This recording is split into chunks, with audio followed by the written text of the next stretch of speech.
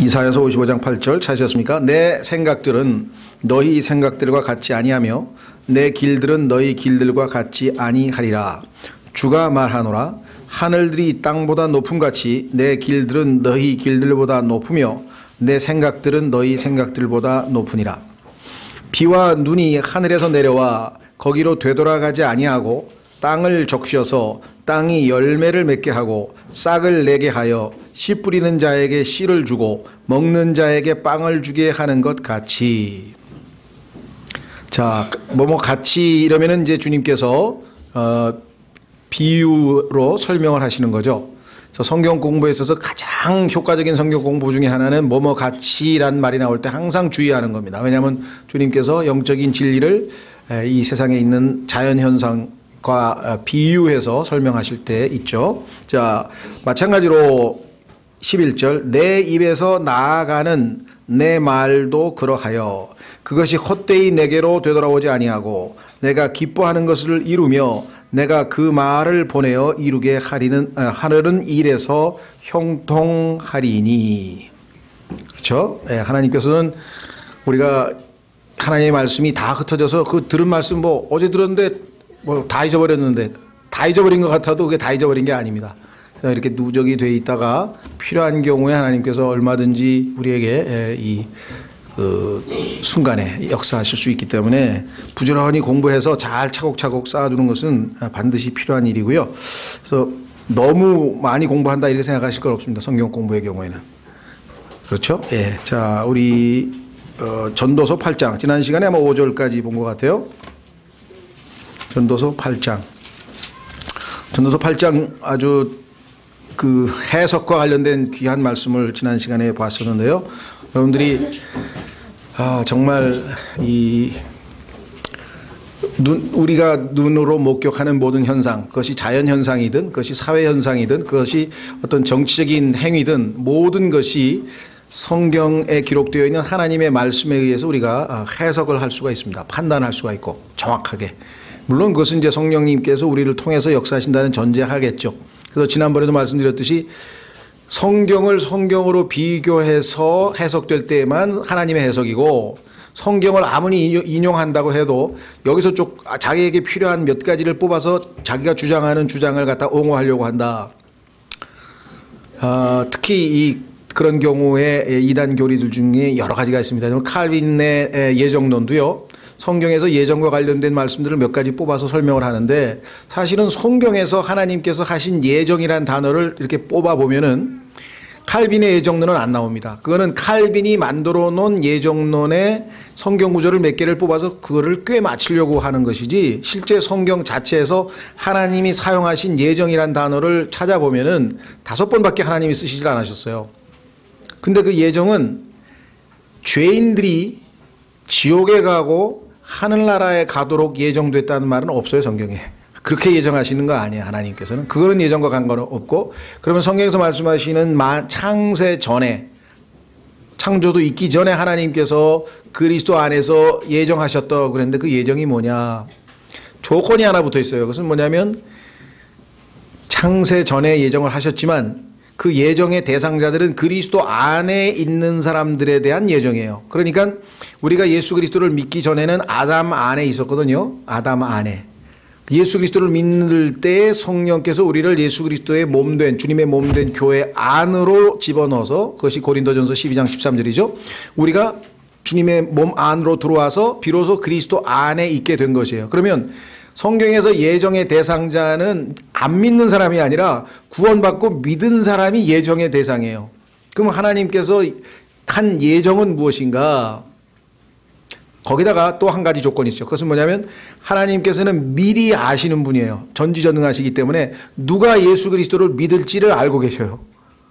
그렇죠? 따라서 미리 아심과 그 다음에 그리스도 안에서라고 하는 이 두 가지 조건 하에서 하나님께서 예정하셨는데 구원받은 자들은 반드시 하나님의 아들로 입양이 되어서 나중에 예수 그리스도처럼 된다 이 말이죠. 그것을 예정해 놓은 거예요. 그러니까 하나님의 자녀가 되면 그는 나중에 반드시 예수 그리스도처럼 우리가 변화될 것이다. 그래서 하나님의 상속을 받을 것이다. 이것을 예정해 놓은 것이지 구원 안 받은 죄인들이 뭐 수백억이 있는데 그 중에서 구원받을 사람은 뭐 30억을 예정해놨다. 이런 식의 예정은 성경에 없습니다. 그러니까 말씀드린 것처럼 하나님의 말씀이 똑같이 다 자기가 성령님에 의해서 하나님의 말씀을 강해하고 설교하고 해석한다고 하지만 그것이 정말인지 아닌지는 우리가 확인할 책임이 있어요. 우리에게. 왜? 우리 안에도 성령님이 계시잖아요. 다 기름 부음이 있고. 그래서 그 말씀이 성경으로 비교해 보니까 아, 이건 아니구나. 데살로니카에도 보면은요, 그 베레아 사람들이란 사람들이 더 고상해서 정말 바울의 설교를 들으면서 그게 성경에 맞는지 안 맞는지 다 확인해서 수용을 했다. 이렇게 돼 있다는 것이죠. 그래서 여러분들이 정말 그리스도인들은 장점인 하나님의 말씀에 근거해서 모든 것을 해석하나 그 해석도 자의적으로 마음대로 한 구절 딱 띄어가지고 성경 구절 하나 딱 가지고 우리 앞에 벌어지는 현상을 해석하는 게 아니라 하나님의 말씀을 말씀으로 비교해서 정확하게 객관적인 사실이 드러난 다음에 그걸 근거로 해서 우리가 이제 해석을 할 수가 있겠죠. 자, 그래서 우리가 그러기 위해서는 부지런히 성경을 공부해야 되고 영적으로 성숙해야 됩니다. 왜냐하면 영적인 사람이 될 때야 비로소 판단할 수 있지. 그렇지 않은 사람은 이게 무엇이 맞는지 무엇이 틀린지 판단할 수가 없어요. 그렇죠. 자, 한번 확인해 보겠습니다. 전도서 들어가기 전에 고린도전서 중요한 테마이기 때문에 여러분들이 다시 한번 좀 보완을 하는데요. 고린도전서 3장 2장입니다. 죄송합니다. 고린도전서 2장 지난번에 13절 말씀하셨죠. 자, 또한 우리가 그것을 말하되 사람의 지혜가 가르치는 말로 하지 아니하고 성령님께서 가르치는 말로 하나니 성령님께서 가르치는 말은 반드시 영적인 것들은 영적인 것들로 비교하느니라. 그런데 본성에 속한 사람은 하나님의 영의 것들을 받아들이지 않으니 거듭나지 아니하고 태어난 본성 그대로 가지고 있는 자연인은 하나님의 것들을 받아들이지 못하죠. 그것들이 그에게는 어리석은 것이니라. 또 그가 그것들을 알 수도 없나니 이는 그것들이 영적으로 분별되기 때문이라. 여기 나와 있죠. 영적으로만 분별되는데 15절 오직 영에 속한 사람은 모든 것을 판단하나. 판단할 수 있는 것은 하나님의 말씀을 근거로 해서 영적인 것을 영적인 것으로 비교해서 우리가 판단할 수 있다. 이렇게 되겠죠. 자, 그래서 앞으로도 혹시 누군가가 어떤 그럴싸한 어떤 교리가 됐던 성경에 관한 어떤 뭐 지식이 됐던 뭔가 가르쳤을 때에는 들을 때 상당히 좀 어필이 된다, 뭐가 맞는 것 같다, 그럴싸하다 하더라도 바로 그걸 받아들일 게 아니라 그렇죠? 예. 모든 것을 한번 테스트해 보라고 데살로니가 전서에서 말씀하셨죠. 확인하셔야 돼요. 이분이 지금 주장한 내용이 성경에 입각해서 하나님의 말씀과 일치하는지 아닌지를 확인한 다음에 우리가 수용을 해야지, 그렇지 않은 경우에는 아무리 그것이 훌륭한 또 그럴싸한 말씀이라도 안 된다는 것이죠.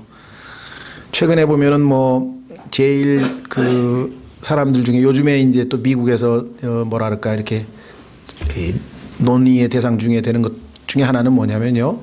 근본주의자들, 소위 말하는 킹제임스 성경을 믿는 그리스도인들 중에, 많은 그리스도인들 중에 정말 자신을 하나님께 온전히 내어드려서 헌신을 해서 뜨겁게 주님을 섬기고 있는 그런 헌신된 그리스도인이 있고, 또 어떤 그리스도인은 적당히 세상과 타협해서 그냥 슬슬 신앙생활 하는 사람도 있잖아요. 그렇죠? 그러다 보니까 뜨겁게 주님께 헌신하고 사는 그리스도인이 봤을 때에는 이게 뺀질뺀질 신앙생활 하는 사람이 얄밉단 말이야. 그렇잖아요. 어떻게 저 사람들은 주님의 사랑을 받고 저렇게 느슨하게 세상적으로 살 수 있고 그러냐. 그러다 보니까 어떤 생각이 들었냐면은 아마도 하나님께서 저 사람들과 우리들을 똑같이 휴거시킨다는 것은 말이 안 된다. 그건 불공평하다. 논리의 전개를 아시겠어요? 그러니까 성경을 가지고 상황을 판단하는 게 아니라 논리를 가지고 생각을 하는 거예요. 아니, 하나님은 공평하신 분인데 이렇게 헌신되게 열심히 신앙생활하는 사람하고 적당히 슬슬 신앙생활하는 사람들하고 똑같이 다 휴거시킨단 말이야? 그럴 리가 없지. 이렇게 돼가지고 이제 일부는 휴거되고 일부는 휴거가 안 된다. 이게 지방교회를 포함해서 일부 교회들에서 가르치는 내용이에요. 우리가 생각할 때는 굉장히 성경을 많이 아시는 분도 그 내용을 얘기하고 성경 구절 몇 가지 이렇게 비슷하게 갖다 대면 그냥 맞는 것처럼 생각이 돼요. 그래서 그때부터 이제 휴거 되는 그리스도인과 휴거 안 되는 그리스도인으로 나누는 거예요. 근거가 뭐냐 그러니까 뭐 성경에 뭐 사내아이가 어떻고 뭐가 어떻고 몇 가지 성경 구절을 들이대요. 처음엔 이게 맞는 것 같아요. 그래서 야 그럼 그렇지. 지금 그러고 있어요. 그저께도 지금 몇몇 분하고 이렇게 교제를 하다 보니까 교회가 환란 통과한다고 가르치는 분들을 또 만나가지고 아마 논쟁을 하다가 어떻게 그런 걸 다 믿나 싶어 자기는 답답했지만 그걸 믿고 있더라고요. 목사란 분이. 이게 한둘이 아니거든요. 우리 주변에. 또 어떤 분들은 휴거는 다 될 거다.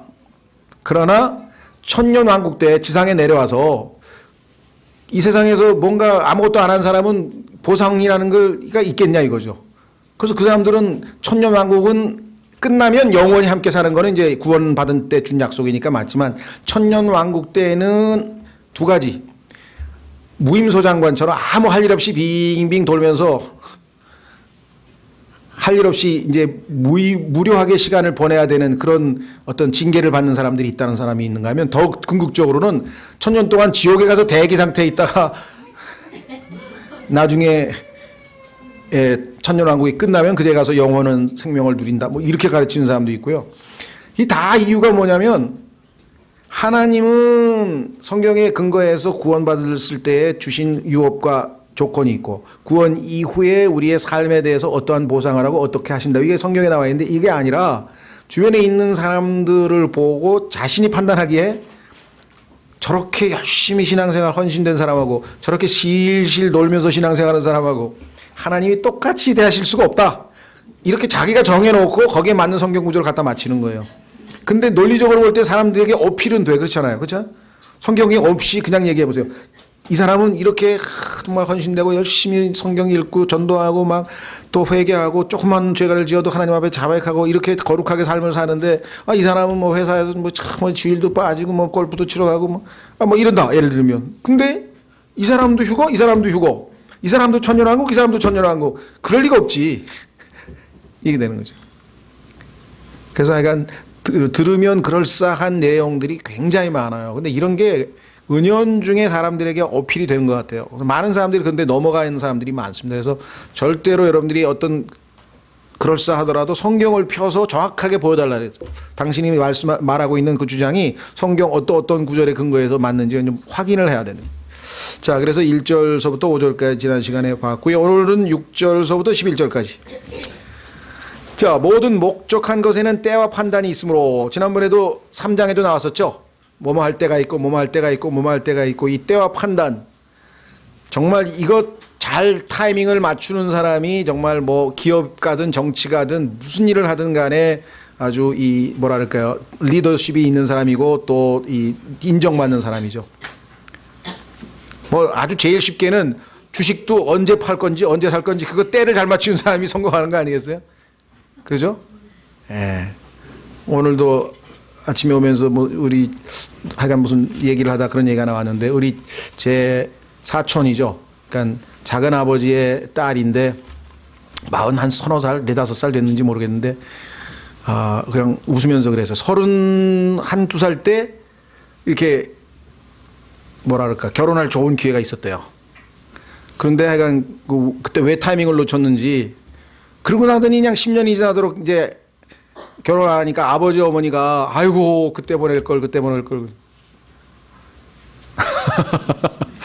하여간 이해가 적절했는지 모르겠는데 하여간 타이밍을 놓쳤다. 그러니까 지금은 쉽지가 않더라는 거죠. 한번 타이밍을 놓치고 나니까 뭐든지.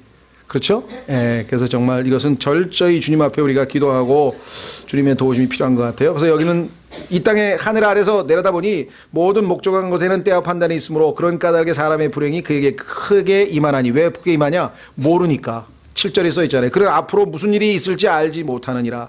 언제 그 일이 있을지 누가 그에게 말하겠느냐? 지금 저희 교회도 그 형제님 한 분 아버지가 갑자기 뭐 전혀 예기치 않은, 물론 나이 드신 분들은 이제 어느 정도 예상이 됐습니다만은 전혀 예기치 않은 죽음도 지금 당해서 너무 망연자실하고 해서 지금 뭐 어떻게 위로를 해야 될지 참 그런 상황이 지금 벌어졌죠. 여러분과 저는 뭐 안 그렇습니까? 저도 지금 생각해 보니까 제가 83년 9월 2일 날 제가 이제 파리에서 비행기를 타고 앵커리지를 거쳐서 우리 귀국을 했는데 유학을 2년간 이제 스페인 바르셀로나에서 공부한 다음에 귀국을 했는데 앵커리지에서 잠깐 쉬었어요, 비행기가. 근데 막 호해하고 막 비행기 안에서 호해를 나눠주더라, 호해. 이렇게 보니까 그 전날, 9월 1일 날, 그 전날 칼기가 격추된 거예요. 근데 항로가 똑같아. 앵커리지에서 서울로 오는 항로야. 그래서 그때 때와 판단은 하나님께 달렸구나. 그 다음날 비행기를 격추했으면 그냥 똑같이 가는 거잖아요. 사람이라는 게 모르는 거냐, 그렇죠? 예, 참, 그 비행기에 탔던 사람들은 또 뭘 알았겠어요. 그 앞을 우리가 내다볼 수 없습니다. 그래서 하나님께서는 철저하게 우리 그리스도인들은 하나님에 대한 신뢰, 그죠?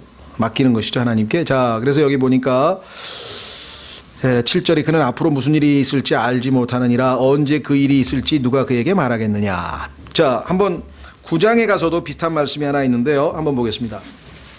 9장 11절.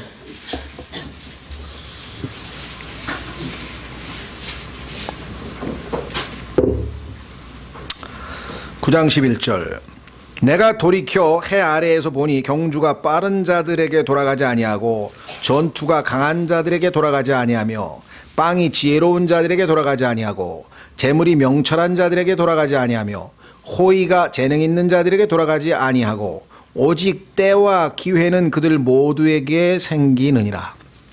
상식적으로 생각하면 실력 좋은 사람이 합격을 해야 되는데 실력 좋은 사람이 어느 날 한 칸씩 밀렸어 가지고 떨어지고 반대로 또 실력이 별로 없었던 사람은 어떻게 자기가 알고 있는 문제가 왕창 나와서 딱 붙고 그런 일들이 벌어지죠. 그렇죠?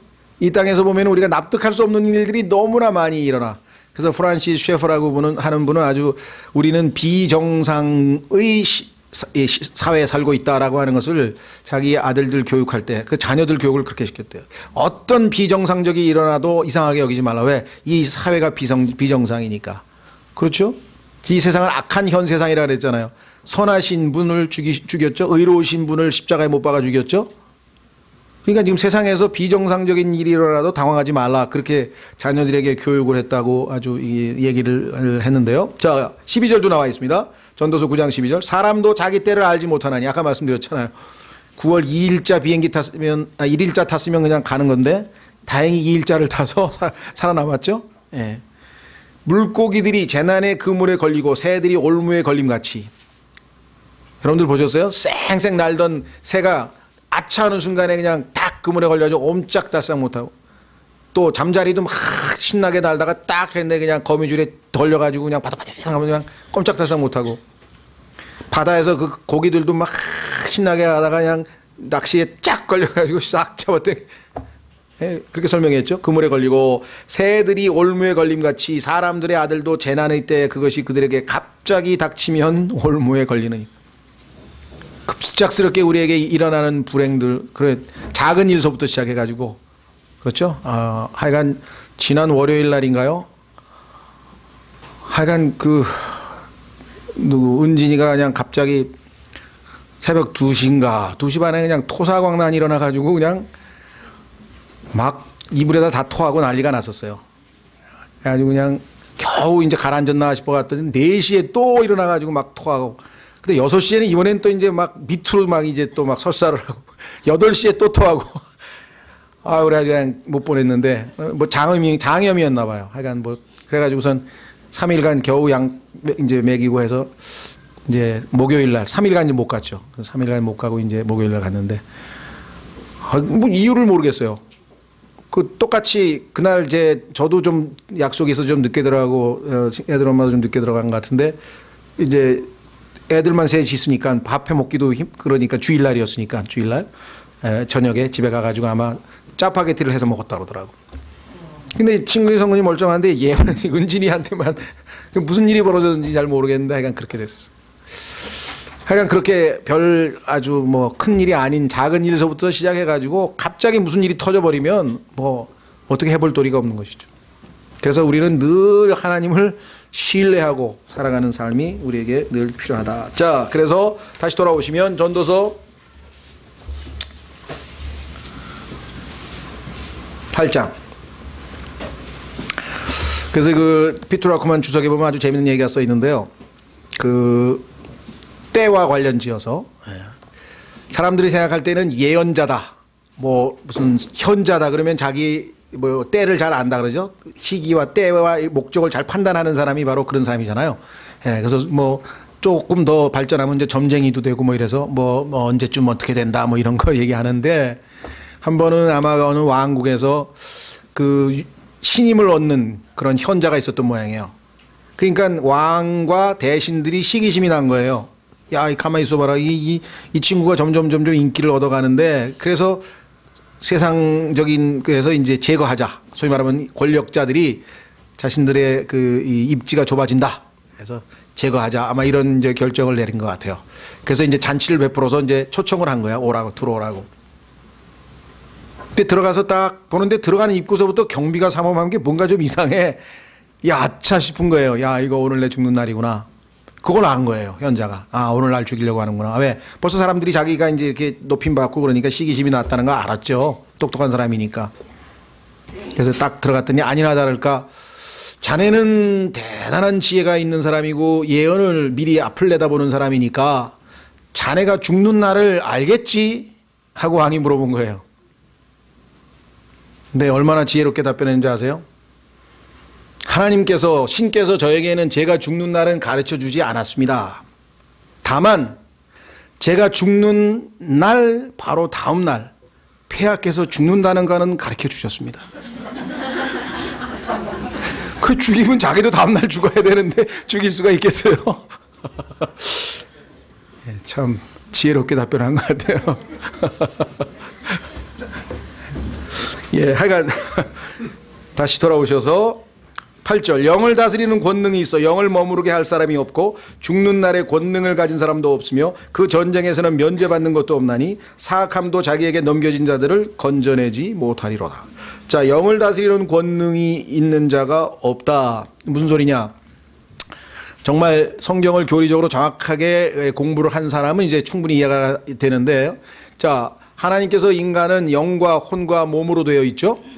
예. 그런데 인간이 죽을 때 성경에 보니까 사람이 구원을 받았든 구원을 받지 않았든 하나님께서 창세기에서 인간을 창조하실 때 불어넣으셨던 숨이라고 하는 것, 숨, 그게 이제 인간의 영이 됐는데, 그래서 스가랴서 12장 1절에서는 사람 속에 영을 지으신 이라고 하나님을 말씀하셨는데, 그 하나님이 제공하셨던 숨, 인간의 영, 그 영은 하나님께서 회수하신다 그랬어요. 죽는 순간에. 그러니까 구원을 받아도 안 받아도 다 똑같이 영은 하늘로 갑니다. 자, 한번 확인해 보겠습니다. 지난번에 공부했던 전도서 3장에도 써 있죠. 전도서 3장. 전도서 3장을 다윈이 제대로 다윈이 저 킹제임 성경 신학원을 좀 다녔어야 되는데 영국에서 좀 잘못된 신학원을 다니는 바람에 교리를 잘못 배운 것 같아요. 그래가지고 진화론을 만들어냈는데 여길 다녔으면 진화론은 안 나왔을 텐데 좀 안타깝더라고요. 자, 보세요. 전도서 3장에 18절에 내가 내 마음속으로 사람들의 아들들의 상태에 대하여 이르기를. 솔로몬이 가만히 관찰하니까 인간이란 어떤 존재인가, 하나님께서 그들을 드러내시리니, 하나님께서 인간에게 보여주시는 게 한 가지 있어. 그것은 뭐냐? 이것은 자기들이 짐승임을 그들이 보게 하려 하심이라 하였노라.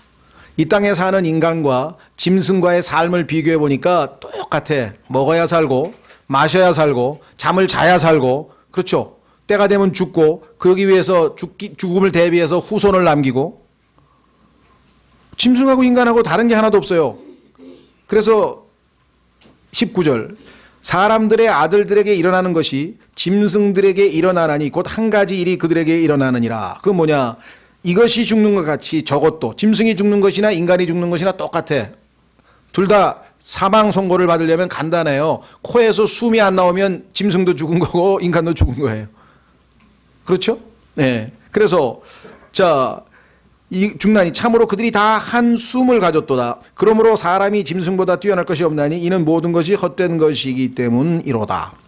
그런데 거기까지만 보면 다윈의 진화론이 맞아요. 그죠? 인간이나 짐승이나. 그런데 한 가지가 차이가 있어. 그것은 뭐냐? 인간의 영과 짐승의 영은 다른 영이다 이 말이에요. 그래서 20절에 모두가 한 곳으로 가나니 모두가 흙에서 나와 모두가 다시 흙으로 돌아가거니와 인간이나 짐승이나 육체는 흙으로 만들었고 흙의 화학 성분과 인간과 짐승의 몸의 화학 성분은 정확하게 똑같습니다. 뭐 마그네슘, 칼슘 뭐 이게 모르겠어요. 종류가 몇 개인지 쫙 보면요. 분석해 놓은 거 보면요. 똑같아요. 인간의 몸이 흙에서 나왔다고. 짐승도 흙으로 만들었어요. 똑같아요. 다만 차이가 있는 게 있어. 뭐 그 안에 들어있는 영이 다르다 이거죠. 인간의 영은 하나님이 주신 거기 때문에 초월적입니다. 끝이 없어요. 초월적이에요. 그런데 짐승의 영은 끝이 있어요. 자, 여기 남아있죠. 21절 위로 올라가는 사람의 영과 땅으로 내려가는 짐승의 영을 누가 알리요? 두 가지 영은 다른 영이다 이 말이죠. 그러니까 이 짐승이 인간으로 진화됐다는 것은 아예 성경적으로는 불가능한 얘기예요. 과거에 보면요, 이 짐승을 영어로는 애니멀이라 그러죠. 애니멀. 그렇죠? 근데 이 아니마라고 하는 말은 헬라어로 혼이란 뜻이에요. 혼, 우리 혼. 그런데 과거 가톨릭 교회에서는요, 짐승에게는 혼이 없다 이렇게 가르쳤어요. 짐승에게는 혼이 없다. 그래서 어떤 사람이 짐승에게도 혼이 있다라고 얘기를 했다가 아주 그냥 종교재판에 넘겨져서 혼쭐이 나다. 그런데 아니말, 스페인 말로 아니말, 영어로 애니멀, 그 단어 자체가 혼이란 뜻이야. 그 짐승에 왜 혼이 없겠어요? 우리 인간의 혼과는 다르겠지. 더더군다나 요즘에 한국 기독교계에서 여러분과 저는 이 얘기를 하면 100% 이단으로 찍힙니다. 그냥 너무 알리지 말고 이렇게 숨겨놨다가 필요한 경우만 얘기해. 짐승에게 영이 있다 그러면 그냥 100% 이단이에요. 왜? 여기 써 있잖아요. 짐승의 영. 이게 킹제임스 성경에서 정확하게 얘기하고 있는 건데 성경에서 진리를 배운 게 아니라 자기들이 이미 정해놨어. 인간은 영적 동물, 짐승은 영이 없다. 그래서 짐승과 인간의 차이를 기독교계, 한국에 있는 유명한 교회들에서 다 그렇게 갈라놨어요. 전 세계 신학자들이 그렇게 갈라놨어요.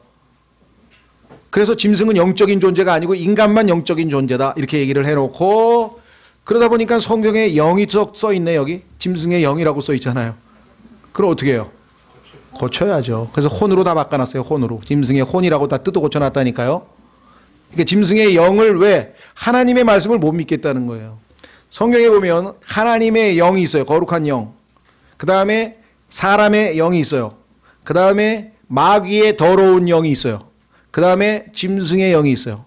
이 세상에 영은 4가지 종류밖에 없어요. 이거는 일반적인 거예요.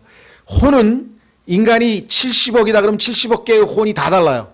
이건 인디비주얼한 거예요. 다 개성이 다 달라요. 그러나 영은 사람의 영은 보편적인 거예요. 똑같은 거예요. 사람과 짐승과 그 영은 달라요. 하나님의 영과 우리의 영은 달라요. 사탄의 영과 우리 영은 달라요. 그러니까 짐승의 영은 인간의 혼처럼 인간의 영처럼 초월적이지는 않지만 짐승에게도 하나님께서 생명을 주시는 수단이 영이야. 영. 그렇죠? 숨을 불어넣으셔서 생명이 생겼잖아요. 그래서 짐승도 인간도 숨이 끊어지면 죽는 거잖아요. 근데 어떻게 영이 없다 그러냐고. 그러니까 이거는 성경 이외의 학자들이 만들어 놓은 그 틀에 성경을 꿰맞히다 보니까 성경에 영이 나오니까 자기들이 어떻게 해야 돼요? 교리를 고쳐야 되는데 그게 정상적인 거죠. 왜? 자기들이 잘못 성경에서 어긋났으니까. 그게 겸손한 자세인데 성경을 뜯어 고쳐버렸단 말이에요. 성경을.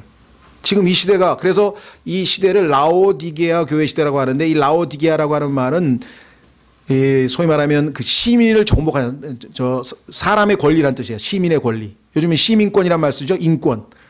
인권이 얼핏 보면은 인간의 권리를 주장하니까 좋은 것 같지만 그건 사실은 숨은 뜻은 인권이 중요하지 신권이 중요하냐 그 뜻이에요. 하나님의 권리인 하나님의 말씀은 무시해버리겠다는 거죠. 그렇죠? 하나님께서는 인간의 생명에 대한 소중함 때문에 하나님의 형상대로 지음받은 인간을 죽일 때는 반드시 그를 죽이라 그랬어요. 사형제도는 하나님이 제정하신 거죠. 그런데 인권을 옹호하기 위해서 사형제도를 폐지하자고 기독교 신자와 목사들이 앞장서서 지금 데모를 하고 서명을 하고 있어요. 지금 이 시대에. 그분들을 개인적으로 뭐 비판하자는 뜻이 아니라 얼마만큼 성경에서 벗어났는가를 여러분들에게 말씀드립니다. 짐승의 영이 있다 그러면 여러분과 저는 즉시 이단으로 가야 돼요. 성경에 써 있다 그래도 뭐라 그러는지 아세요? 그 킹제임스 성경이 틀렸다 그러는 거예요. 자기들이 뜯어 고쳐놓고. 짐승의 영 있습니다. 그러나 달라요. 두 가지 다르다고 써있죠. 그죠? 자, 얘기가 좀 빗나가는데요. 자, 그래서 분명히 영이 있죠. 인간의 영. 자, 12장으로 갑니다. 전도서 12장.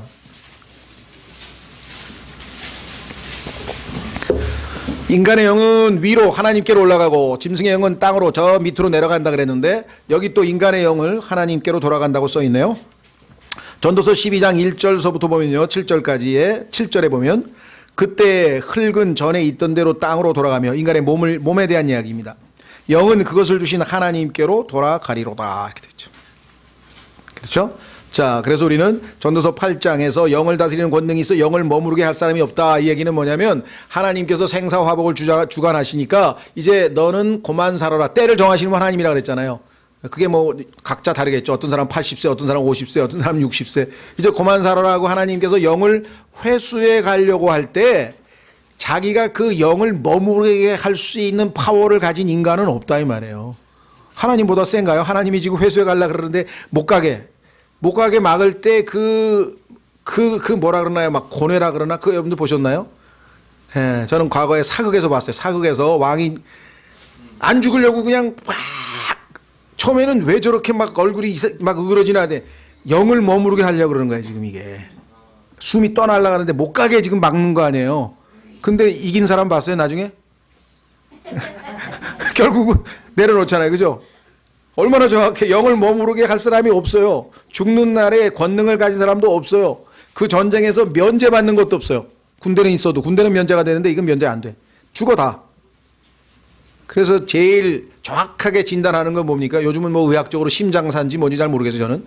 근데 하여간 옛날에 죽었는지 확인하는 방법은 가느다란 실을 몇 가지 이렇게 대나무에다가 이렇게 5가지 이렇게 죠.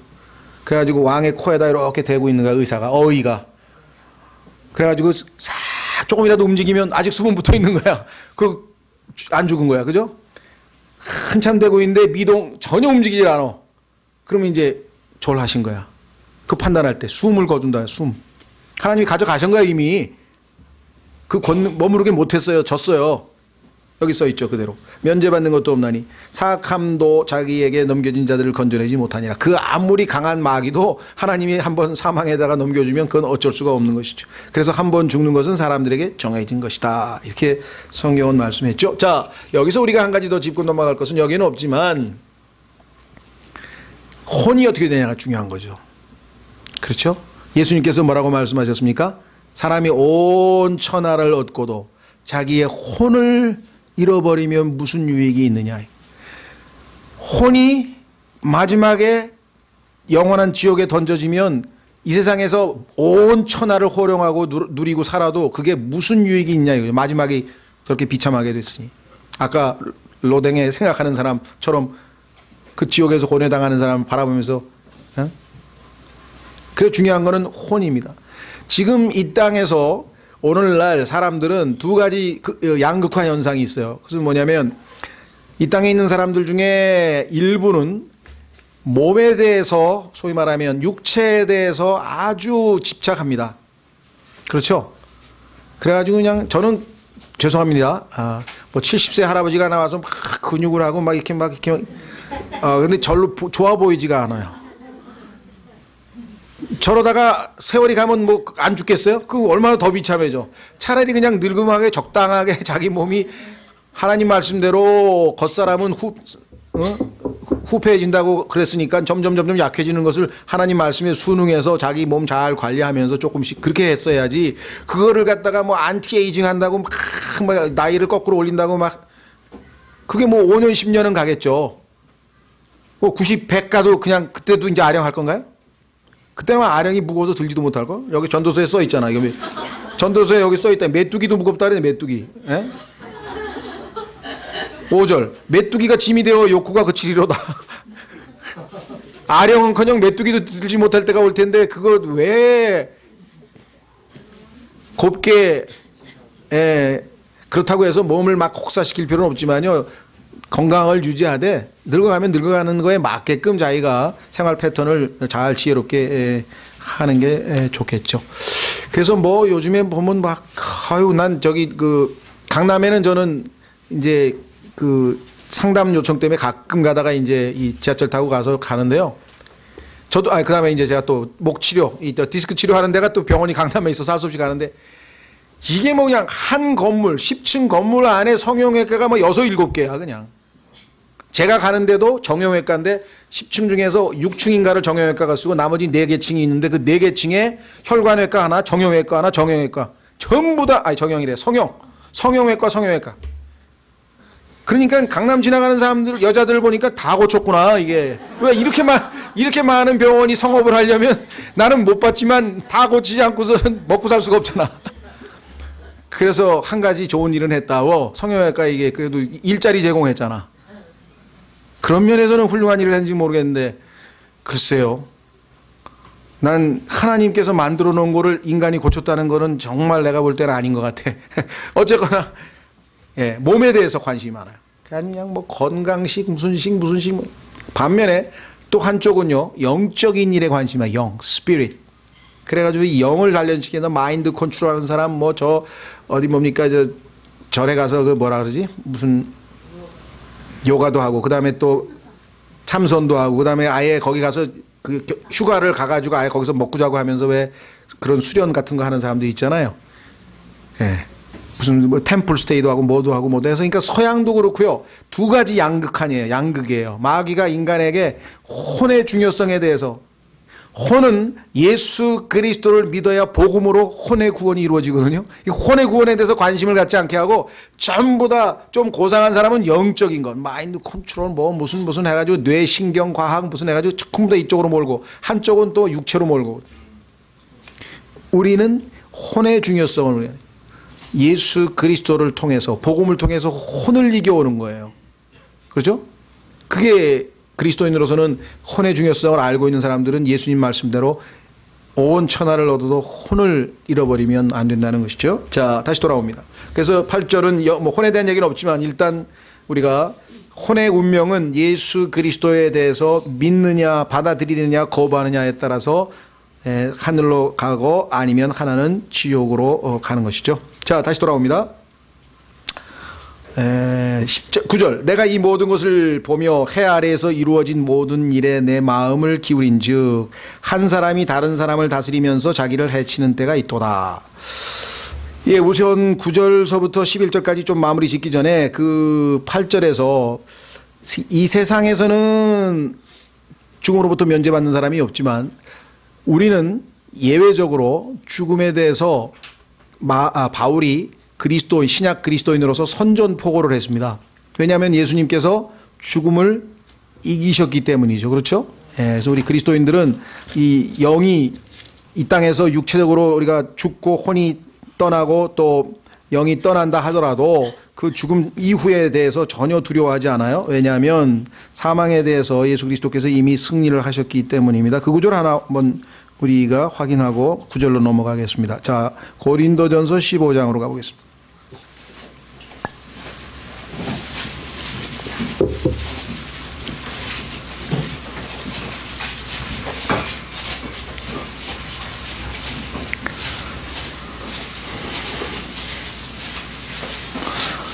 (50절) 고린도전서 15장 50절 형제들아 이제 내가 이것을 말하노니 살과 피는 하나님의 왕국을 상속할 수 없으며 또한 썩는 것은 썩지 않는 것을 상속받지 못하느니라. 하나님의 왕국은 아시다시피 영적인 왕국인데 거기에 우리의 부패한 피는 거기에 참여할 수 없다 이렇게 얘기를 했고요. 그래서 나중에 예수님께서 부활하셨을 때에도 그 피는 다 쏟으신 상태에서 예수님은 살과 뼈만 가지고 계셨던 몸이었죠. 자, 그래서 51절에 보라 내가 너에게 한 가지 신비를 보이노니 우리가 다 잠자지 아니하고 마지막 나팔 소리가 날 때 눈 깜짝할 사이에 순식간에 다 변화되리라. 그러니까 죽지 않고 이 땅에서 변화돼서 휴거될 사람인데 그것은 예수님이 우리가 구원받은 사람이 살아있을 때 주님이 오면 그 사람은 죽을 필요가 없는 것이겠죠. 예외적으로. 자, 52절 나팔 소리가 나매 죽은 자들이 썩지 아니할 것으로 일어나고 우리가 변화되리니. 그러니까 죽은 자들과 살아있는 자들 두 그룹이 있는데 먼저 순서는 죽은 자들이 먼저 일어난다 그랬습니다. 이 썩을 것이 반드시 썩지 아니함을 입고 썩을 것은 우리의 육체를 얘기합니다. 그래서 썩지 아니하는 육체 영광스러운 육체로 바뀌죠. 예. 이것을 영적인 몸이라고 하는데요. 이 죽을 것이 반드시 죽지 아니함을 입으리로다. 이 우리의 죽을 육체가 더 이상 죽지 않는단 말이죠. 그리하여 이 썩을 것이 썩지 아니함을 입고 이 죽을 것이 죽지 아니함을 입을 때에는 기록된 바 사망이 승리 가운데 삼켜졌도다 하신 말씀이 성취되리라.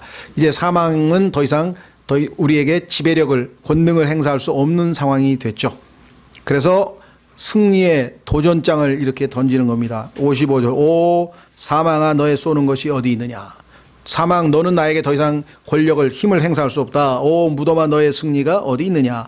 사망에 쏘는 것은 죄요 죄의 힘은 율법이니라. 죄에 대해서 우리는 죽었습니다. 율법에 대해서도 죽었습니다. 율법과 죄가 더 이상 우리에게 지배력을 행사할 수가 없습니다. 우리는 그리스도 안에서 승리자로 남아있죠. 57절. 그러나 우리 주 예수 그리스도를 통하여 우리에게 승리를 주시는 하나님께 감사하노라. 그렇죠? 그래서 우리는 죽음에 대해서도 정말 이 세상 사람들은 그 우리의 죽음에 대한 자세, 태도 이런 거에 대해서 아마 어떻게 생각할지 모르지만 그리스도인으로서 갖는 가장 궁극적인 안식, 마음의 평안은 죽음에 대한 그 두려움, 공포를 우리가 이겨냈기 때문입니다. 히브리서 2장. 지난번에도 한번 말씀드렸습니다만은 어떤 분들은 제가 이렇게 얘기하면은 형제님은 죽음이 안 두려우세요? 그러신 분들이 있어요. 여러분 어떠십니까? 솔직하게. 죽음이 두렵습니까? 안 두렵습니까? 예? 아, 솔직하게. 두렵죠? 이제 여기서 얘기하는 죽음의 뉘앙스가 두 가지예요. 그것은 뭐냐면 내가 죽음을 두려워한다고 하는 것은 죽음과 동반되는 고통이 두렵다는 거죠. 그렇죠? 자, 죽을 때 예를 들면 내가 만약에 말기암 환자에서 큰 고통이 있다든가 아니면 사고를 나서 거기에 동반되는 고통이 있다든가 아니면 이게 어떤 형태로든 하여간 죽음에 동반되는 고통 자체는 그리스도인이든 아니든 육체를 입고 있는 나약한 인간은 다 두려워하지만 여기서 얘기하는 사망이라고 하는 것은 뭐냐면 죽음 후에 영원한 형벌을 당하는 그 고통에 대한 얘기를 하고 있는 거거든요. 우리는 거기에 대해서는 예수 그리스도에 대한 믿음으로 이미 해결을 본 사람이기 때문에 더 이상 두려워하지 않는다는 얘기죠. 자, 그래서 히브리서 나와 있는 이 구절도 오해하시면 안 됩니다. 어떤 분은 큰일 났네. 다른 사람들은 다 믿음이 좋은가 봐. 죽음이 안 두렵다는데 나는 죽음이 두려워. 그래가지고 또 속으로 막 위축되시는 분이 있는데 아니에요. 다 죽음은 두렵습니다. 그 얘기는 뭐냐면 육체를 통해 어떤 오는 고통 그건 다 두렵죠. 그러나 죽고 난 후에 영원한 지옥이 나를 기다리고 영원한 멸망이 기다리고 있고 그 두려움은 우리에게는 없죠. 자, 여기 써 있네요. 히브리서 2장. 히브리서 2장.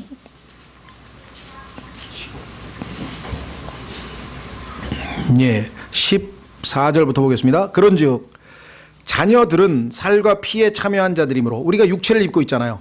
우리가 살과 피를 가지고 있죠. 그래서 예수님도 어떻게 해요? 그분도 마찬가지로 같은 것의 일부를 취하셨으니 예수님이 우리를 대신해서 죽으시려면 우리하고 똑같이 살과 피를 가진 그래야 우리를 대신해서 죽으실 수 있죠. 하나님 것은 그죠? 똑같이 눈은 눈으로, 코는 코로, 귀는 귀로, 짐승은 짐승으로, 새는 새로 다 인간을 대속하려면 인간이 필요한, 예수님은 인간이 되실 수밖에 없죠. 우리 인간을 구속하러 오셨으니까. 자, 그래서 그분과 마찬가지로 같은 것의 일부를 취하셨으니 이것은 그분께서 죽음을 통해 죽음의 권능을 가진 자 곧 마귀를 멸하시고, 그 다음 중요합니다. 15절 또 죽음을 두려워하여 평생토록 속박에 얽매인 자들을 건져내려 하십니다. 이때 우리가 죽음을 두려워한다고 하는 얘기는 죽을 때의 고통에 대한 얘기가 아니라 사망 후에 있게 될 영원한 심판에 대한 두려움 때문에. 그렇죠.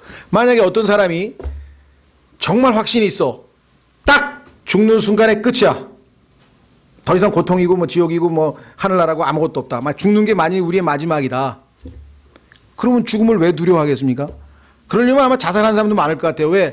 괜히 주사 맞고 수술하고 복잡하게 하느니 그냥 순간에 뭡니까 이게 뭐라 그러지? 약 먹고 조용히 죽여주는 죽게 해주는 게 스위스에 이미 있어요.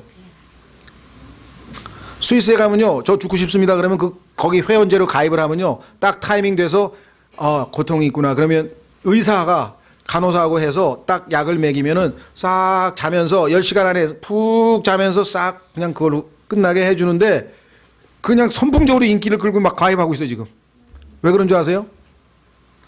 죽음 후에 어마어마한 영원한 멸망의 심판이 있다는 사실을 안 믿는 거야.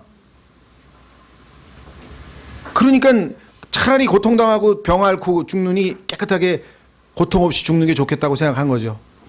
그 이후에 있게 될 엄청난 고통에 대해서, 영원한 고통이라 그래요 성경에는. 그 영원한 고통에 대해서는 지금 얼마나 사람들이 죽음에 대해서 두려워하는지 아시겠습니까? 그런데 그 육체적인 통증, 고통, 그것도 두려운데 죽음 후에 있게 될 그 영원한 고통에 대해서 이거를 사람들이 지금 모르고 있는 건지, 알면서 피하려고 하는 건지, 더 이상 생각을 안 하려고 하는 건지, 하여간 마귀가 교묘하게 해서, 이거는 아까 얘기한 건 혼의 문제라고. 여기 혼이 어디로 가느냐 문제, 영원이 달린 문제잖아요. 자, 다시 돌아옵니다. 우리는 그리스도인으로서 이제 참 죽음에 대한 두려움, 궁극적인 두려움은 벗어났다. 9절. 내가 이 모든 것을 보며 해 아래에서 이루어진 모든 일에 내 마음을 기울인즉. 여기서 모든 것은요, 문맥에서 볼 때 위에 있는 내용보다는 아래쪽에 있는 것입니다. 성경에 보면요, 이 문맥을 잘 보시면 이것들하고 했을 때 이것들이 위에 있는 걸 가리킬 때가 있고 아래에 있는 걸 가리킬 때가 있는데, 여기 문맥에서 보면은 위의 얘기가 아니라 밑에 어떤 걸 봤느냐, 다른 사람을 다스리면서 자기를 해치는 때가 있도다. 여러분, 그 사람이 권력을 향유할 수 있는 능력이 없는데 향유하게 되면은 다른 사람을 다치는 것은 물론이고 본인 스스로도 다치죠. 대표적인 사람이 성경에 나와 있는데 그 사람이 누군가요? 기억나시는 분 계신가요? 예. 사울이 다윗을 다스린 것은 불행이었어요. 그렇죠. 그래서 결국은 사울은 자기의 그 한계를 벗어나지 못하고 다윗에 대한 시기심 때문에, 다윗은 사울에게 충성을 다 바친 아주 훌륭한 신하였는데 신하가 국민들로부터 더 추앙을 받는 것에 대해서, 그것도 노래 한 번 듣고 그냥 흥분해가지고 전쟁에 나가는데 사울은 천천히고 다윗은 만만이고, 야, 다윗이 훨씬 왕보다 더 전쟁에서 능한 용사다. 노래 한 곡 듣고 나가지고 그냥 흥분해서 그때부터 그냥 그릇이 그거밖에 안 되죠. 죽이려고 그냥 필사적으로 평생을 그 시기심과 증오심으로 살았. 그래 나중에 결국은 자기도 비참하게 됐잖아요. 그 살아있는 분을 제가 모독할까봐 좀 두렵습니다만, 어쨌거나 우리나라에도 보니까 대통령이 되지 말할 사람이 대통령이 돼가지고 나중에 스스로 불행해진 사람들 많잖아요. 그죠? 감옥에도 가고 막 또 하여간 막 내가 보기에는 그 안 했으면 더 행복하게 살 사람들이, 그렇죠. 그러니까 그 그릇에 맞게 하나님께서 주신 것에 만족해야지 더 거길 분에 지나치게 더 하려고 하면 좋을 건 없습니다. 그래서 여기 보시면 한 사람이 다른 사람을 다스리면서 자기를 해치는 때가 있다. 권력을 행사하는데 사실은 자기에게 해가 됐어. 성경에도 아까 말씀드린 것처럼 예가 있었는데요. 그 중에서도 또 한 가지, 우리가 영적으로 적용하자면요, 성경에 따르면 분명히 하나님께서 남자가 여자를 다스리도록 만들어 놨는데, 여자가 남자를 다스리면 다른 사람이 불행할 뿐만 아니라 본인이 불행해지는 거예요. 하나님께서는 그것을 막아주기 위해서 그랬는데 그거를 잘 모르시는 것 같아요. 성경에서 여러분들이 보기에 오늘날의 세상적 가치관으로 봤을 때는 이건 좀 여성 차별적인 것 같은 발언이 성경에 나오면 한결같이 다 여자들을 보호하기 위해서 하나님께서 마련하신 것이라는 것을 아셔야 돼요. 보호가 필요하기 때문에 하나님도 너무하시다. 아니, 내가 서원했는데 아버지가 와서 내 딸이 한 서원은 무효입니다. 그러면 무효로 돼. 성경에 보니까. 그런 법이 어디 있어 요즘 인권에. 그죠? 여러분 참을 수 있겠어요? 여기 계신 자매님들, 만약에 구약의 율법이 그대로 적용이 돼가지고 여러분이 하겠습니다 그랬는데 아버지가 와서 취소합니다. 그러면 법적으로 효력이 없어져요. 성경에 보니까. 우리가 볼 때는 납득할 수 없지만 사실은 성경에서 하나님께서 불리하게끔 성경에다 얘기해 놓은 것 같은 것들은 사실은 다 여성의 보호 차원에서 얘기한 거거든요. 그 돕는 배필이잖아요. help me이잖아요. 그러면 항상 돕는다고 하는 것은 주가 아니잖아요. 그죠? 머리가 있고 거기에서 돕는 역할을 하는 거야. 참모 역할을 하는 거잖아요. 근데 머리 역할을 하면 스스로가 불행해진다니까요. 이 세상에서 그 역할을 가정에서 했던 국가에서 했던 뭐 했던 사람들이 결코 행복한 사람이 없습니다. 그건 그 개개인에 대해서 비판하는 게 아니라 성경에서 하나님이 정해놓은 질서에서 어긋나면 어쩔 수가 없는 거예요. 하나님이 정하신 질서이기 때문에.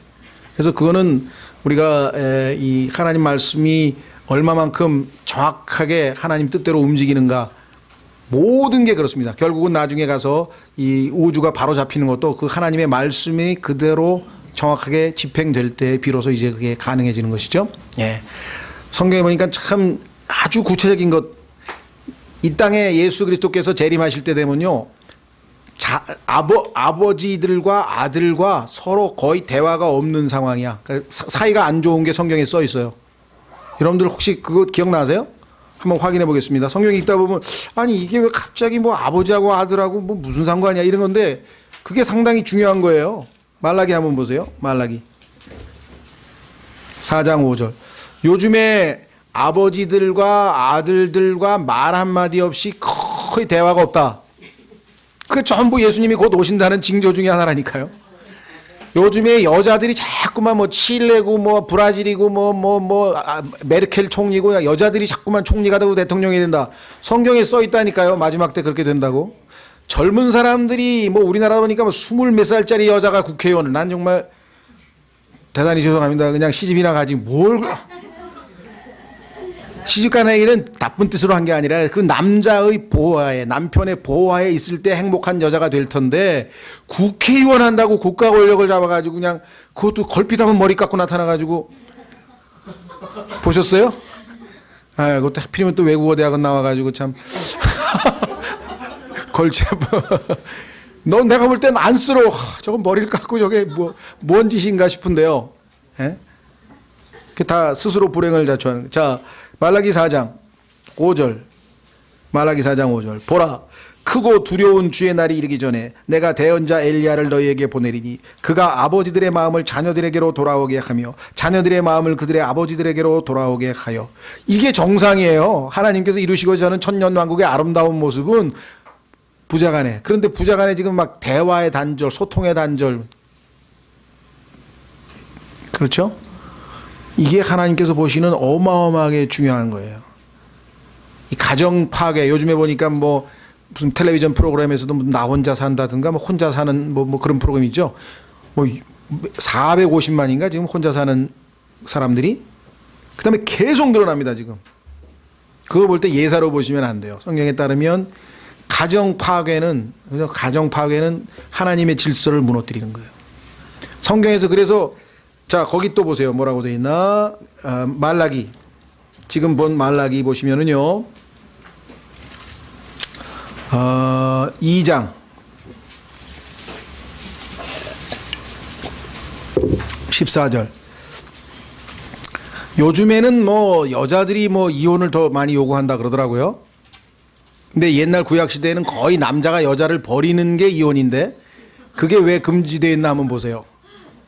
요즘엔 법이 좋아서 무조건 저 재산 분할 청구 소송만 걸면 그냥 50%는 가져가니까 아주 그냥 이제 옛날처럼 그 경제적인 저기가 없으니까 뭐 이혼도 막 여자들이 먼저 요구하는 것 같은데요. 자, 우선 2장 14절 보십시오. 말라기 2장 14절. 그럼에도 너희는 이르기를 어찌된 까닭이니까 하는도다. 그 까닭은 주께서 너와 네가 어려서 취한 아내 사이에 증인이 되셨기 때문이라. 내가 아내를 사랑하라 그랬는데 사랑하지 않고 학대하고 그것에 대해서 내가 징벌하겠다 이 말.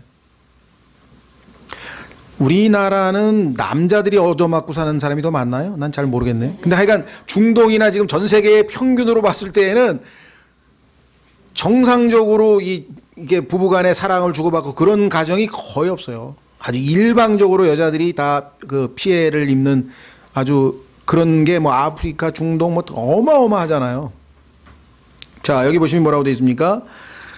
내가 그녀를 대적하였으므로 배신하였으나 그녀는 여전히 내 짝이요 내 언약의 아내니라. 그분께서는 내 영의 여분이 있었을 때 그분께서 하나를 만들지 아니하셨느냐. 어찌하여 하나만 만드셨느냐. 이것은 그분께서 하나님을 따르는 씨를 구하고자 하심이라. 그러므로 너희 영을 조심하여 아무도 어려서 취한 아내를 대적하여 배신하지 말지니라.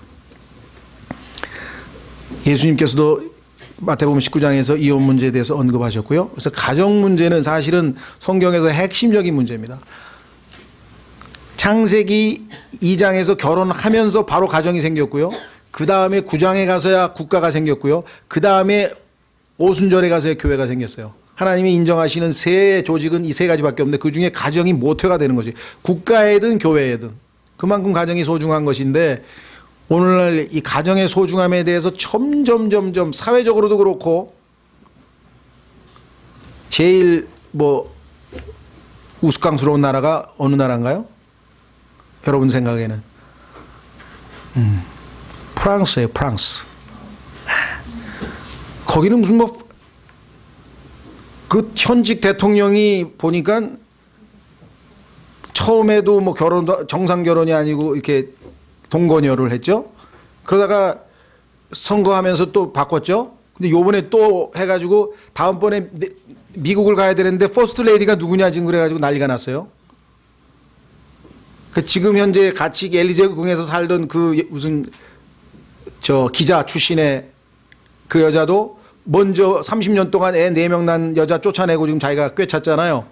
근데 이번에는 자기가 쫓겨나게 생겼는데 울면서 용서해 줄 테니까 퍼스트 레이디 그냥 시켜달라고. 권력이 그렇게 좋은가? 그러고 있다는 거예요 지금. 근데 새로 연문을 뿌린 그 여자는 또 가만히 있나? 내가 지금 약속받고 이제 그 엘리제궁에 들어갈 건데. 프랑스가요.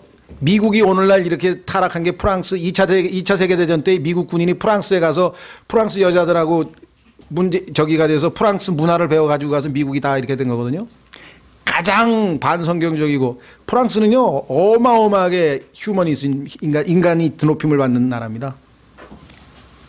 그래서 우리나라 사람들은 뭐 프랑스의 그 관용 정신 그 뭐라 그러나요? 뭐라 그러네? 모르세요? 톨레랑스. 최근에 뭐 책도 많이 나와요. 그러니까 뭐 프랑스의 톨레랑스 정신, 그 관용 정신을 배워야 된다 그래가지고 막 책도 나오고 거기 출신의 뭐 김세화 씨도 뭐 책도 쓰고 뭐 굉장히 아주 인류에서 최고의 아주 이 문명 국가로 치는데요. 성경적으로 보면은 가장 하나님으로부터 멀리 간 게 이 프랑스입니다. 미국에 간 그 제임스 낙스 형제 교회에서 파송한 선교사가 19년 동안 그것도 굉장히 열심히 매일같이 복음 전했는데 19년 동안 딱 한 명 구원시켰어요. 그만큼 이 복음 전하기가 어려운 땅이 프랑스입니다. 네? 자, 하여간 다시 돌아오셔서 그래서 하나님 말씀에 어긋나면 결국은 자기 손해예요. 여기도 써 있잖아요. 다 결국은 자기 손해입니다. 자, 마지막 10절 11절 이처럼 내가 사악한 자들이 묻히는 것을 보았도다. 그들은 왔다가 거룩한 자의 처소를 떠났으며 자, 이스라엘을 침공했다가 떠났던 사네립 왕이라든가 나중에 이스라엘을 공격할 미래의 적 그리스도도 다 여기에 예언적으로 포함되어 있네요. 또 자기들이 그렇게 행한 도시에서 이천나니 이것은 헛되도다. 하나님이 이름을 두신 그 장소가 예루살렘이고요. 평화의 성읍이라고 하나님께서 이름도 정해주셨는데 거기에 와서 자꾸만 공격하고 하나님의 백성을 괴롭혀봤자 결국은 다 잊혀질 것이고 결국은 하나님에게 이 심판받고 말겠죠. 문제는 하나님께서 잘못을 저질렀을 때 즉각 심판을 했더라면 아마 오늘날 이렇게 이 세상이 엉망진창은 아니었겠죠. 그렇죠? 자, 11절 보세요. 악한 일에 대한 판결이 신속히 집행되지 아니하므로 그런 까닭에 사람들의 아들들의 마음이 악을 행하려고 그들의 속에서 완전히 고정되었도다. 이 구절을 정말 믿는다면요, 통치자가 지금의 형량, 우리말로 치면 형법의 그 형량을 한 3배 정도만 높이면 아마 이 범죄율은 아마 급격하게 떨어질 거예요. 재범, 3범, 4범, 5범 왜 자꾸 합니까? 마약 범죄했다. 징역 한 20년 때렸다. 그래서 20년 후에 나왔다. 그러면 마약 안 해요. 왜? 또 20살에 들어갔는데 40살에 감옥에서 나왔는데 또 한 번 잘못 걸리면 60살에 나올 판인데 마약 손 대겠어요? 근데 이게 2년 그리고 그 마피아에서 자식들 다 공부시켜주고 다음에 다 돌봐줘. 그리고 미국의 그 감옥이라는 데는 아주 우리로 치면 그냥 좋은 아파트 수준이야. 다 있어. 수세식에다가 뭐 텔레비전에다 다 있어. 바깥으로 못 나갈 뿐이지 안에는 문화시설을 다 갖춰놨어요.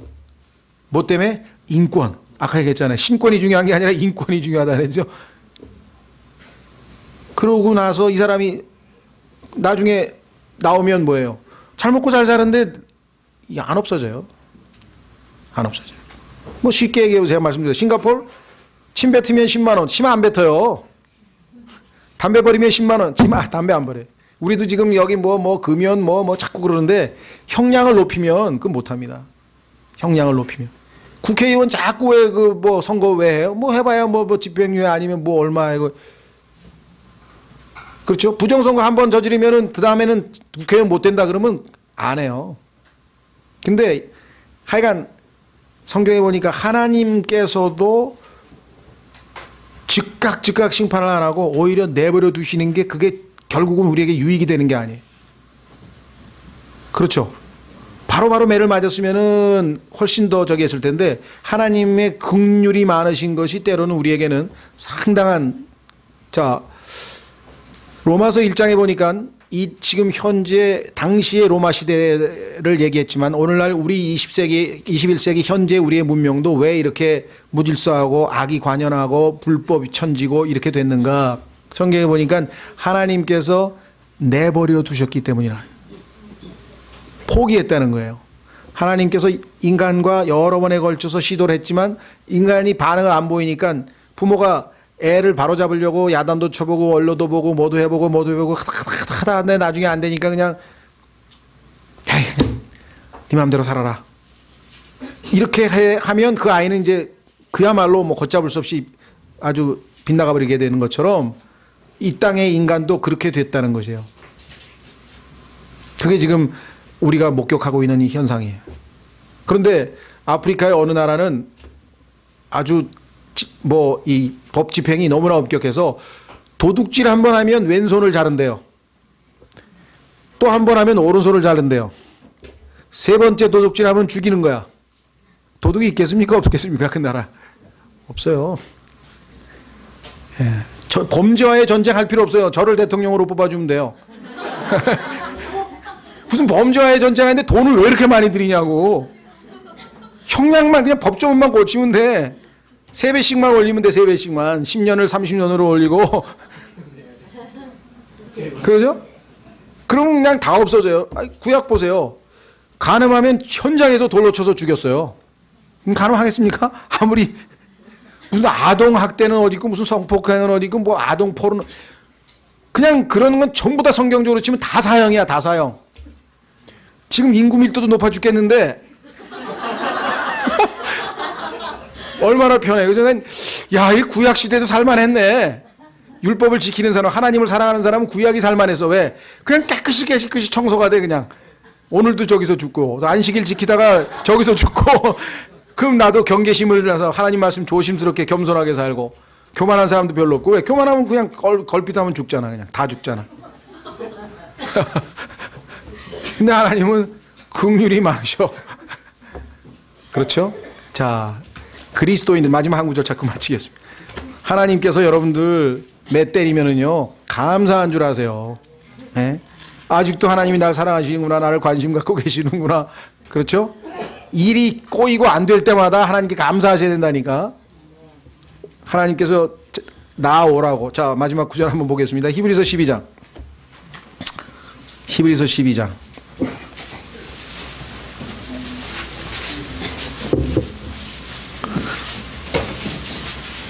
3절. 히브리서 12장 3절.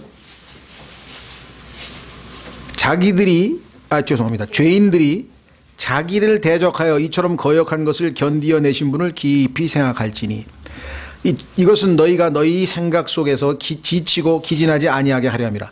신앙생활하다가 억울한 일 많고 지치고 기진하면요 주님을 생각하라 이거죠. 주님이 어떤 모순을 겪었는지.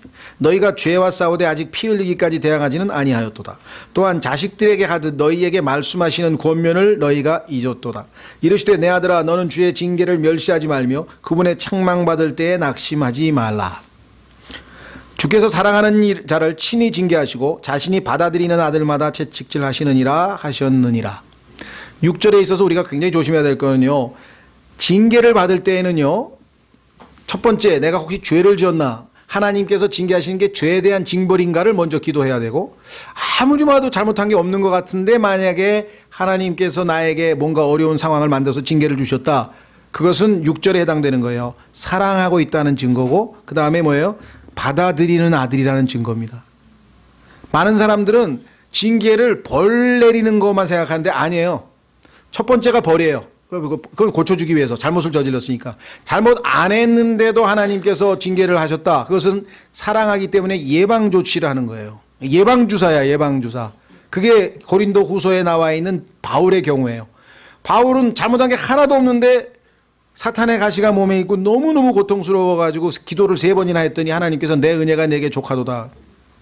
교만하지 않을까봐. 내가 너무 계시를 많이 받고 하나님께서 너무너무 너에게 많은 영적인 복을 줘서 교만해지지 않게 하기 위해서 미리 예방조치로 징계를 하신 거거든요. 그런 경우도 있다는 걸 여러분들이 아셔서요. 혹시라도 주변에 어려움을 겪고 계신 분들에게 또 뭔 죄를 저질러서 하나님한테 매를 맞고 있을까? 이렇게만 판단하면 곤란하다는 얘기죠. 특히 그렇게 되면 욥의 친구가 되는 거예요. 욥의 친구는 그거 한 가지밖에 몰랐어. 벌 받는 것밖에 몰랐기 때문에 욥이 벌 받는다고 생각했는데 성경에 보니까 욥은 아니에요. 하나님께서 완전하고 곧바르고 악을 멀리하고 하나님을 두려워하는 자다. 하나님께서 칭찬할 수 있는 최고의 칭찬을 욥에게 하셨는데 그 사람이 최고로 불행한 삶을 살았어요. 성경의 역설을 아시겠습니까? 그래도 그렇게 뭔가 되는 사람을 하나님께서 징계를 하시지, 바울처럼. 그거 감당도 못할 사람은 징계도 하실 필요도 없잖아요. 그죠? 너무. 그래서 우리가 첫 번째 내가 문제가 생겼을 때에는 죄에 대한 벌인지를 먼저 묻고, 아무리 봐도 그게 아닐 때에는 6절 통해서 하나님께서 뭔가 내가 교만해지지 않게 예방으로 보호해 주시는 거구나.